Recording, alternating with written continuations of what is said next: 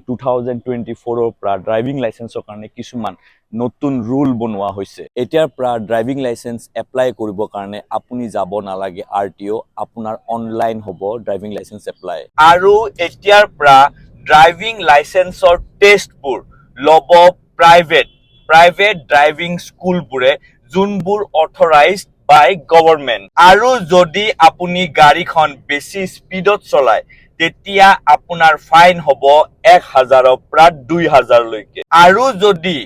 কোনোবা 18 বছৰতকৈ কম বয়সীয়া ল'ৰা বা ছোৱালীক যদি ড্ৰাইভিং কৰি থকা অৱস্থাত যদি পোৱা যায় তেন্তে যিখন গাড়ী বা বাইক তেওঁলোকে চলাই থাকিব সেইখন গাড়ী বা বাইকৰ ৰেজিষ্ট্ৰেচনটো কেনসেল কৰি দিয়া হ'ব আৰু সেই মাইনাৰ ল'ৰা বা ছোৱালীজনীৰ আপোনাৰ 25 বছৰ নোহোৱালৈকে তেওঁলোকে লাইসেন্স নাপাব বিৰাটে দৰকাৰী ভিডিঅ' সকলোলৈ শ্বেয়াৰ কৰি দিব জয় অসম